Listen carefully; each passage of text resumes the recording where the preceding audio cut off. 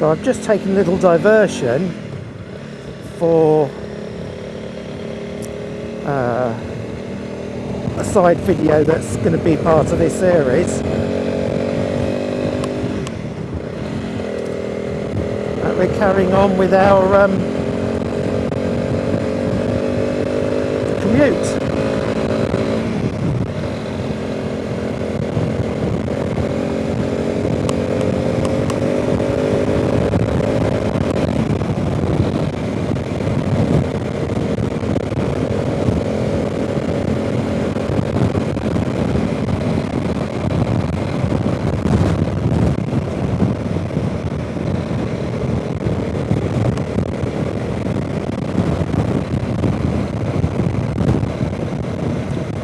Rather hoping that because it's January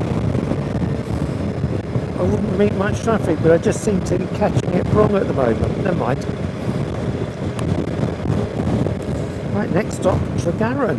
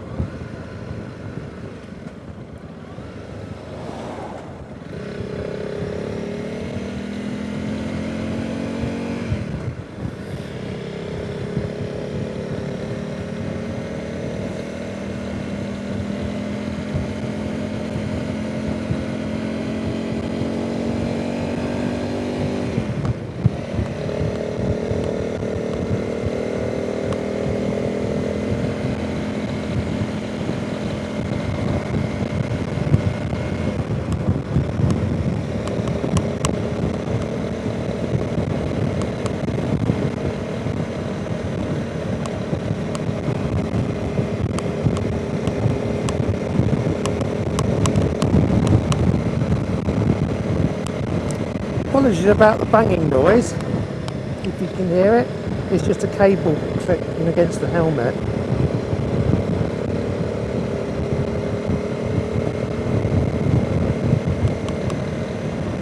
I have to say, if this was my commute, I'd find it a long commute.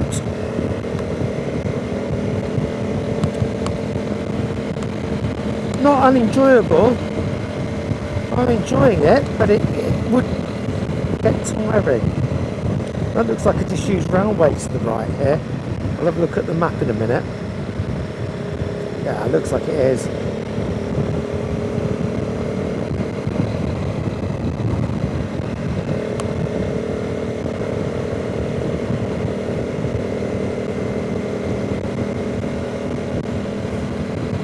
nice ivy trail.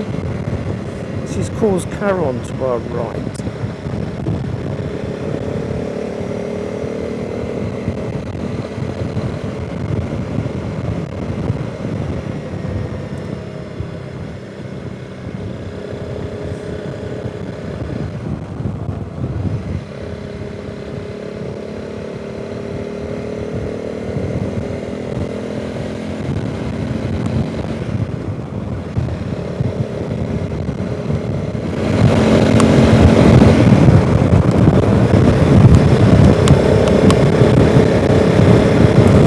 Okay, so we're now finally getting into Tregaron.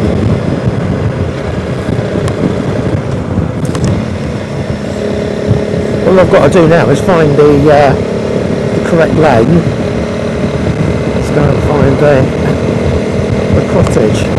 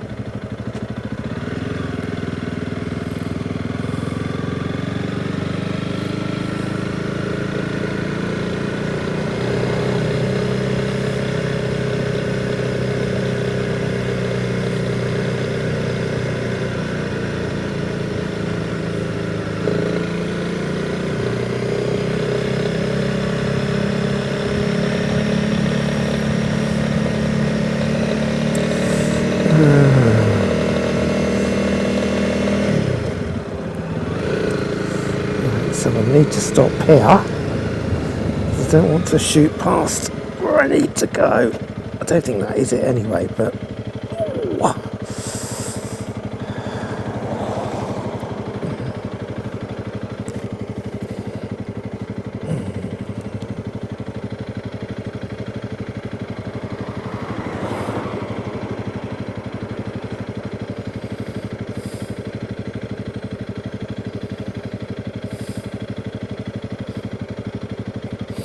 that's it. Spot on. That is the road I want.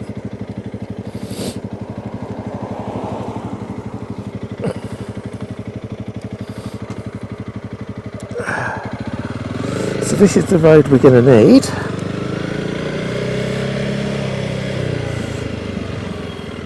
Now I'm going to have to be a little bit careful because I'm going to be talking about obviously a subject that may not be happy or may not be good for people that live down here. However, it's history. It's living history.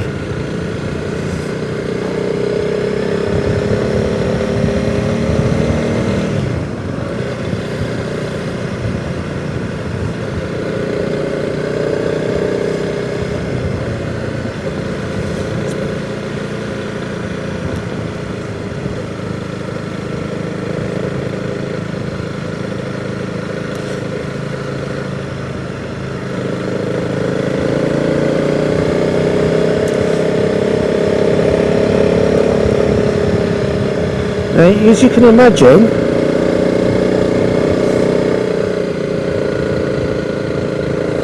this location was chosen by them because it was nice and remote.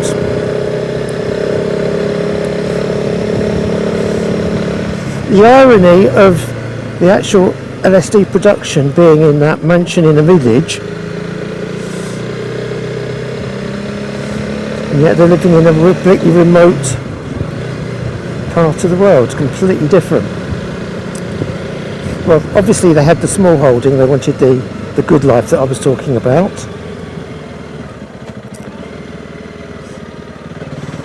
But also, one of the fundamentals of doing drugs is you never have the stuff where you are. They did actually break that rule, which I'll talk about in a minute.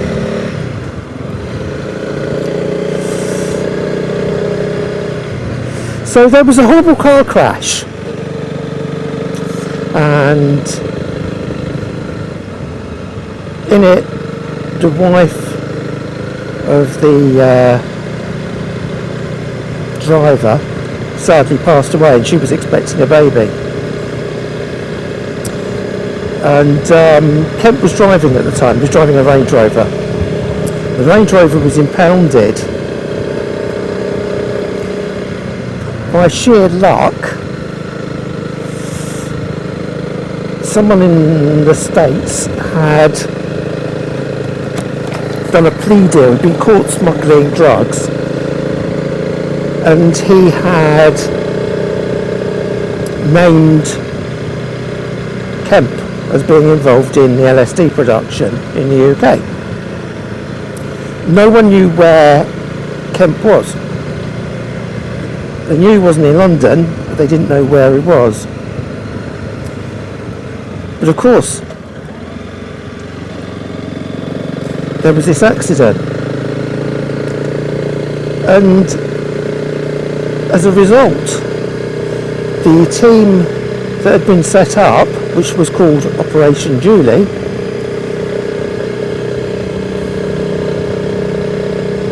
were able to get their hands on the car and go through it with a fine-tooth comb first after the accident. They found some scraps of paper which, when they pieced together, listed one of the main constituents of the production of LSD. So they had the name Richard Kemp, they had the address from the documents on the logbook. Hey presto, they knew they'd found the right person. So all they had to do was watch him. So they were already watching they were watching, I don't know whether it was already, they were watching the factory. So they then had to watch the house. Now I've read different accounts and it's confused me, so I could be in the wrong order. Initially, they were quite some time way away, as far as I understand it. This could actually be the house, so I might stop my story. If this, yeah, this is it. So this is Pentrynau. This is the house where Kemp and Bott lived and bred their goats. Oh, and with the produced LSD, let's get out of this people's way.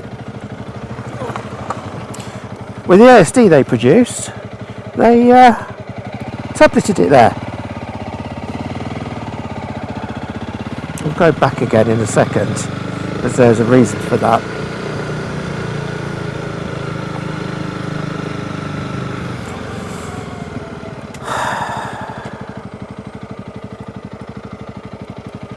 It's interesting that house is for sale. The reason why it's interesting is the people that own the property up there also happen to own a couple of other properties.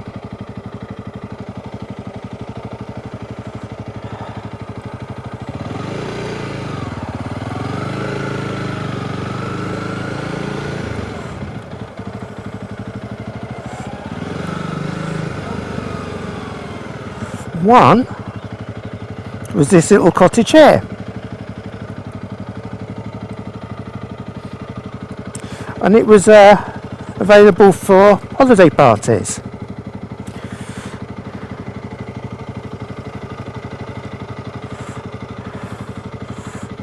So a group of fishermen, a group of anglers rented this for a trip that they were having. Only they weren't fishermen. They were the old Bill. They were the Rozzers. And they were going to try and keep obs on the cottage. I believe they did something like sticking a telescope out through the roof somewhere. I don't know how they did it, but there's interesting stories around it. But yeah, so the people in up that lane own that property, and I believe they also own the next one along on the left. So we'll go back. We're going to go and have a quick look at the cottage. But yeah, that's interesting. So that was the building, one of the buildings that we used for surveillance. The other one is over there, a couple of miles away. It isn't even in line of sight. And there's a funny story about that one, so we'll go and have a look at that in a minute.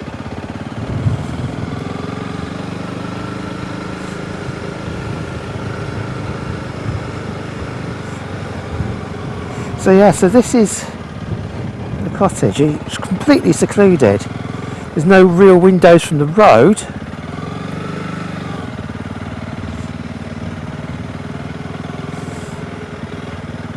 And that's it. Just that one little window.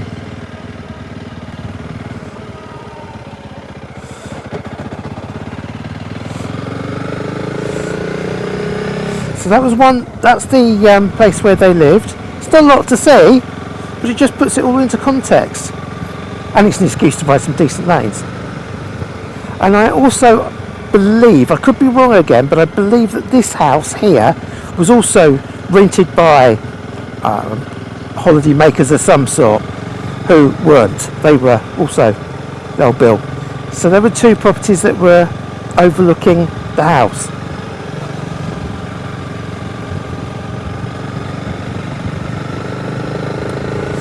There was a problem with some of this undercover police work in that in one house was meant to be a businessman and his assistant. And there were two chaps. However, the locals felt, it could have been that one, I don't know which house it was that they were there, but the locals felt concerned that these were a pair of homosexuals.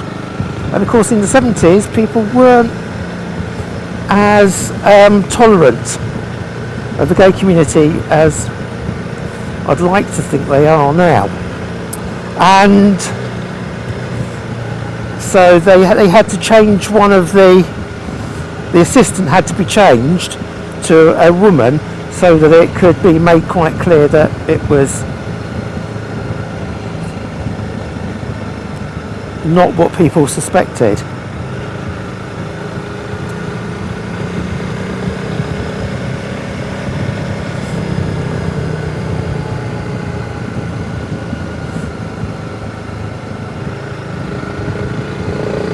Right, so let's go into Tregaron itself.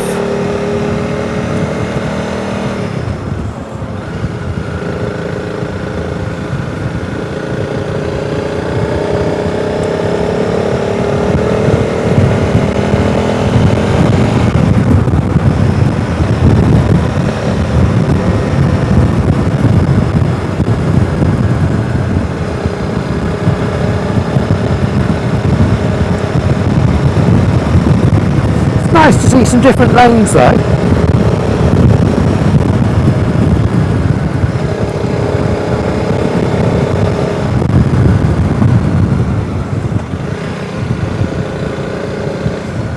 These are the LSD lanes of Wales.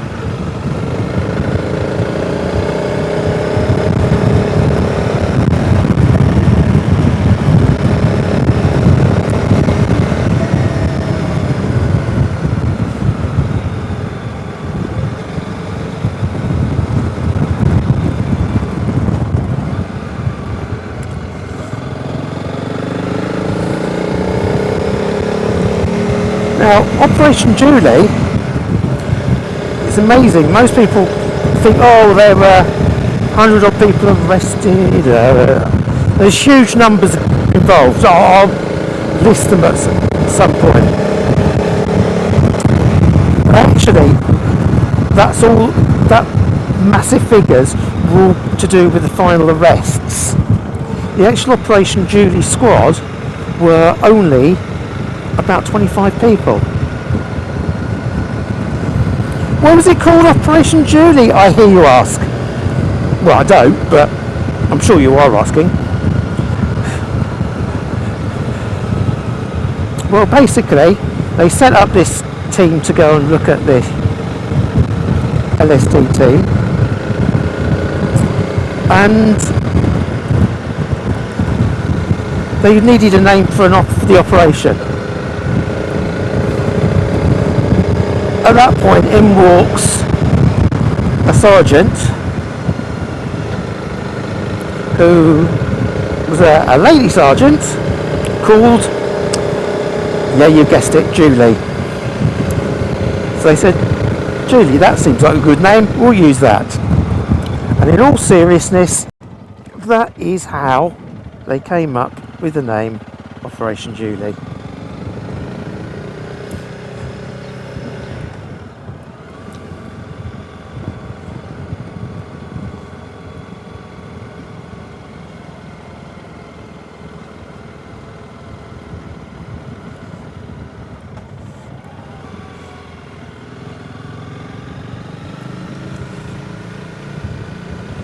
We've got to go left here.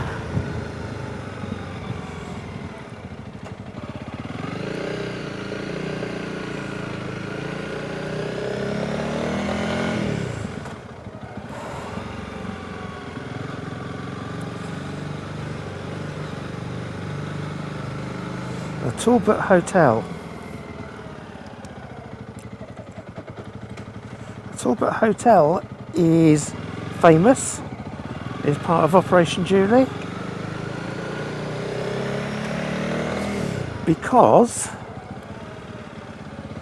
it's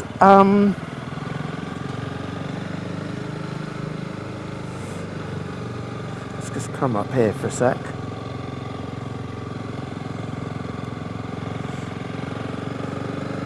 It's where some of the undercover surveillance was done, as some of the drug dealing took place.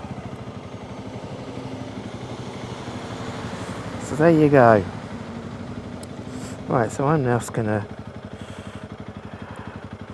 have to move my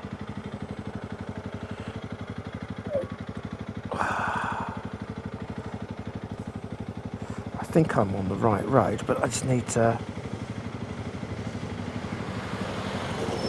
yeah, I've got to go down there.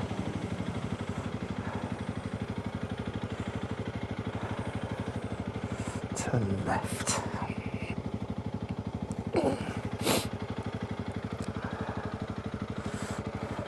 So from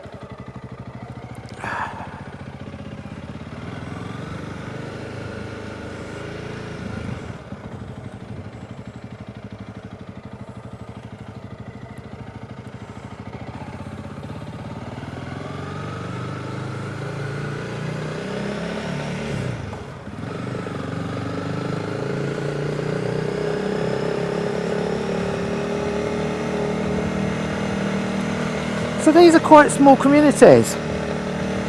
So you can imagine the police would have stood out like sore thumbs. Oh dear. And of course it's quite difficult for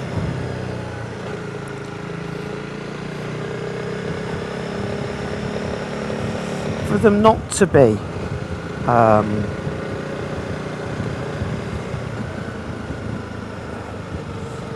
obvious. In the case of these old people, it's quite easy, you know, they've got to cover, they're tucked away.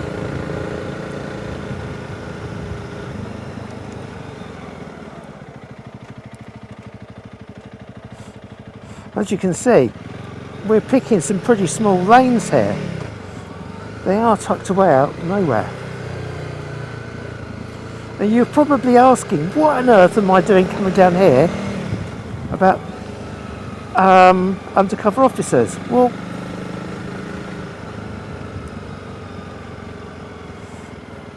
this is where the story gets a bit stupid, really. Quite funny. So we've already had bits of dead mole being found. We've already got the story of the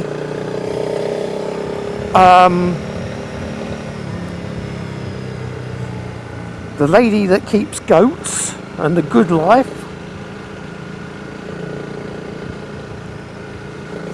No story in Wales would be fitting without the stereotypical sheep story. So part of the surveillance, as you've seen, it is quite obvious from that cottage if anyone's approaching. So some of the surveillance was carried out from a farmhouse. Now, as you can see, I'm nowhere near it. Absolutely nowhere near Penllyn.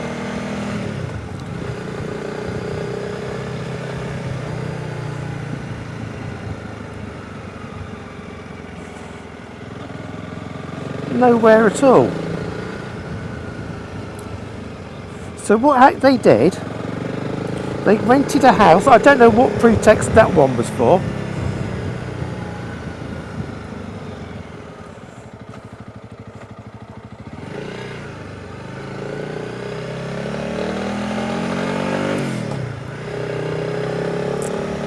And they put a team in there.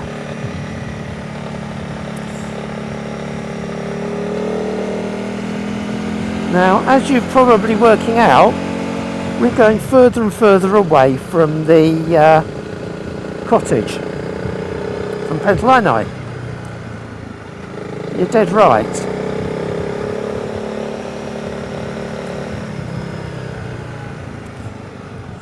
So we're out the way of all the locals. That's great. But we're also out the way of our target. Now, bearing in mind this is the 1970s, we're not talking about the 21st century electronics here. They had to get some sort of eavesdropping into the cottage. So they ran a wire from the cottage they were staying in, Bontweed I think it was called,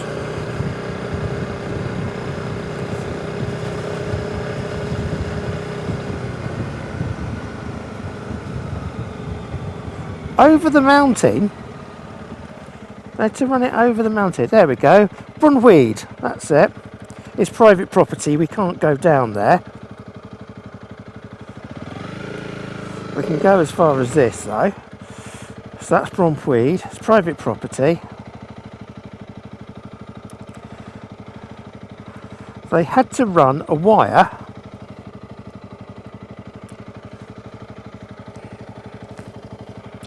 over the mountain, through the valley and up to the cottage.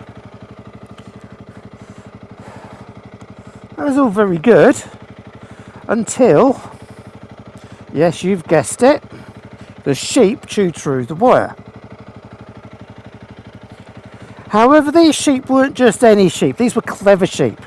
They were so clever, they managed to chew through in such a position that the lead became an aerial perfectly tuned to Radio Cymru.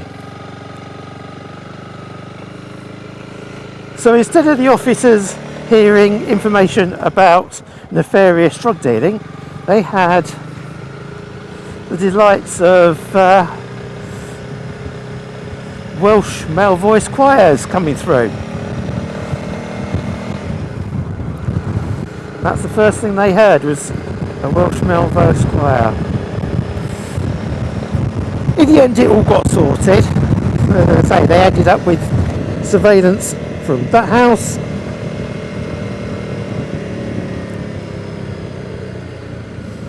from the two cottages as well, up by Penllyn itself, so they were able to eavesdrop on what was going on.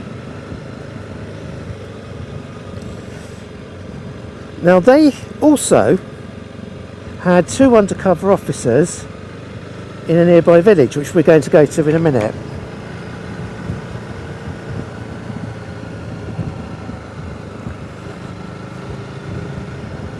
they were actually targeting a distributor.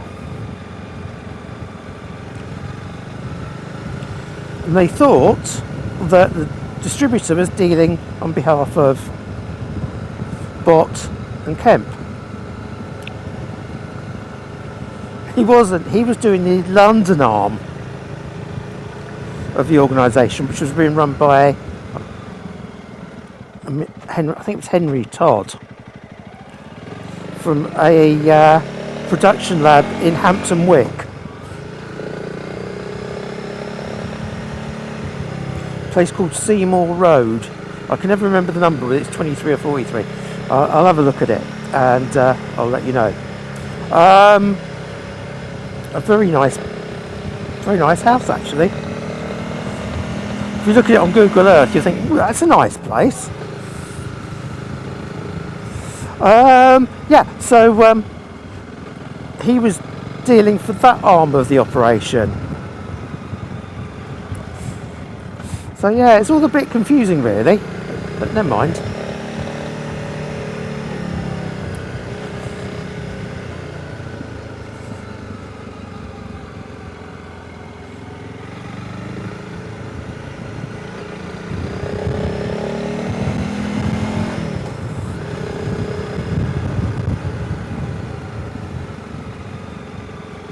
I told you we were going on a little trip.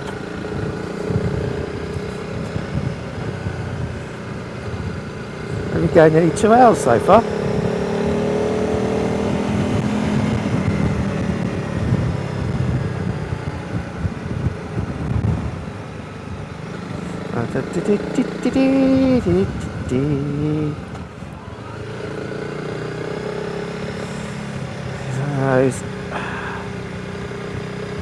Terrified because you know it's a dead end. Someone else is going to know it's a dead end and come flying down there.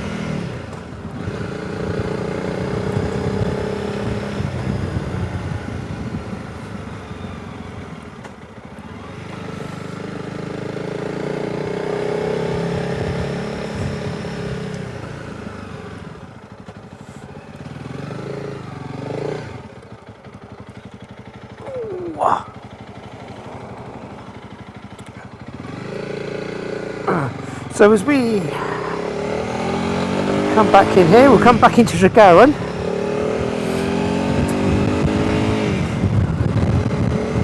We'll just ride through the village, and that'll be the end of this little part. And we'll go on to the next part of the story.